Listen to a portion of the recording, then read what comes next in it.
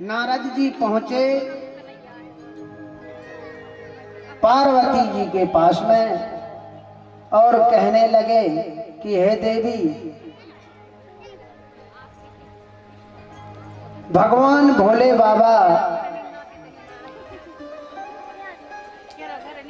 उनके गले में वह मुंडों की माला पहने हुए हैं, उन्होंने आपको बताया कि नहीं?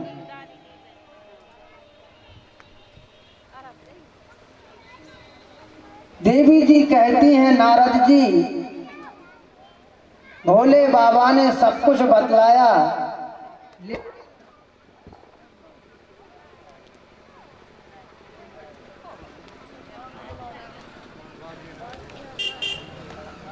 लेकिन यह बात कभी नहीं बतलाई।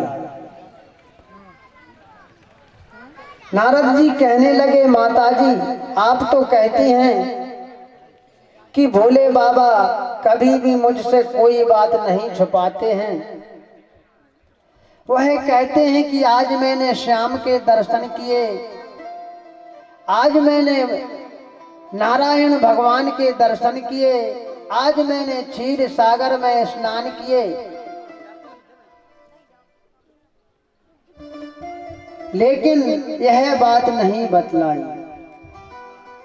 नारद जी कहते हैं, अच्छा, नारद जी जहां पर चले जाएं,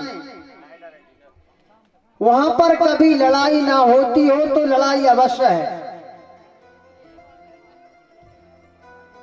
और जहां पर लड़ाई होती हो तो वह बंद हो जाती है।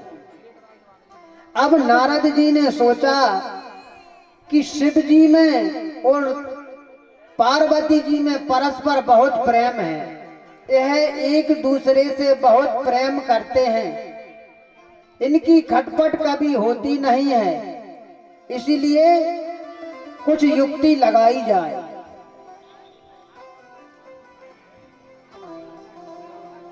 नारद जी गए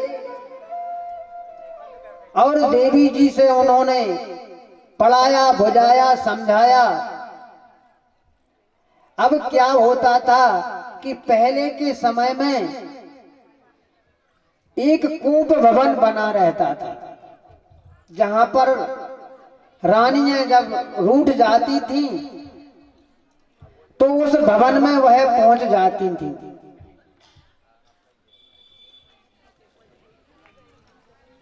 जो भी देवी रूठ जाती थी वह उस कूप भवन में पहुंच जाती थी।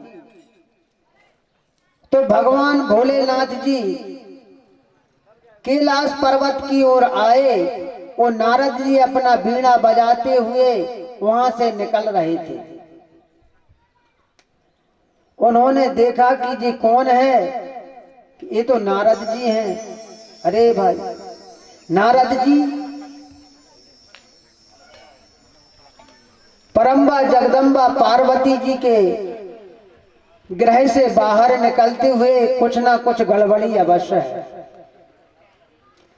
कुछ ना कुछ गड़बड़ी अवश्य है। अब जान गए भगवान भोलेनाथ जी कि नारद जी ने कुछ ना कुछ गड़बड़ी अवश्य कर दी। देवी पार्वती जी को इतना समझाया उन्होंने ऐसा कि वह कूप भवन में जाकर के बैठ गई और भगवान भोले बाबा आए, उन्होंने देखा तो वह देवी जी भगवान भोलेनाथ बाबा से बोली नहीं।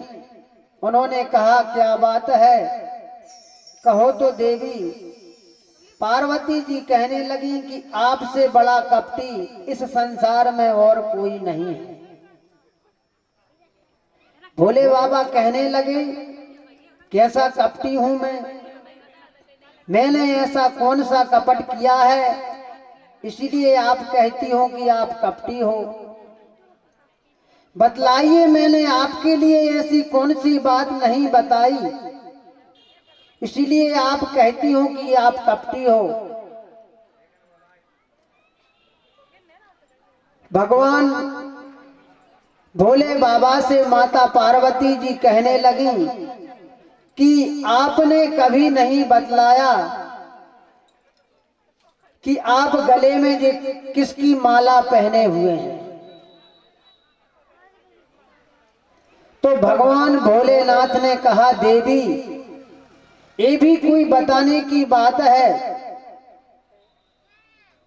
माला मैं गले में पहने हुआ हूं, यह किसकी है, यह आपके लिए मैं क्यों बतलाऊं? और आपने भी नहीं पूछा। भोले बाबा कहने लगे, आपका जब सती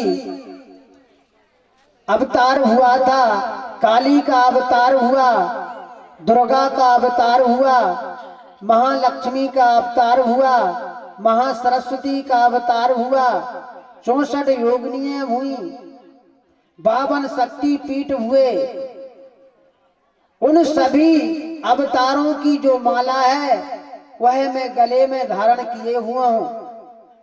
जब जब मेरे को याद आ जाती है तब तब मैं अपने अंदर के तीसरे नेत्र से उस स्वरूप की झांकी का दर्शन कर लेता हूं।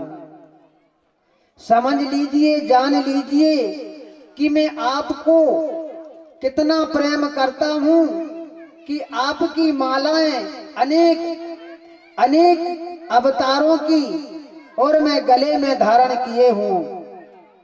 बोलिए शंकर भगवान की जय। इस प्रकार से भगवान भोले बाबा ने माता पार्वती जी को समझाया। पार्वती जी प्रसन्न हो गई और नारद जी कहने लगे, पुनः अपने कैलाश पर्वत की ओर आए और इस प्रकार का दृश्य देख करके वह बड़े प्रसन्न हो गए, संतुष्ट हो गए और वीणा से गुणगान करते हुए श्रीमन नारायण नारायण नारायण इस महामंत्र का जाप करते हुए अपने स्थान को चले गए। आचार्य सुखदेव जी कहते हैं कि हे परीक्षित, हिरण्याक्ष और हिरण्यकश्यप दोनों भाई थे और हिरण्यकश्यप के यहाँ पर 3 संतानें थी। चौथी संतान होने वाली थी। हिरण्यकश्यप की पत्नी ने परमात्मा का चिंतन किया, तपस्या की और भगवान को प्रसन्न करने के लिए जप तप पूजन किया। भगवान प्रसन्न हो गए। वह कहने लगी कि आपके समान पुत्र ही मेरे लिए चाहिए है। भगवान ने आशीर्वाद दे दिया और जो है हिरण्यकश्यप के यहाँ पर प्रहलाद भगवान ने अवतार ले लिया। बोलिए भक्त प्रहलाद की जय।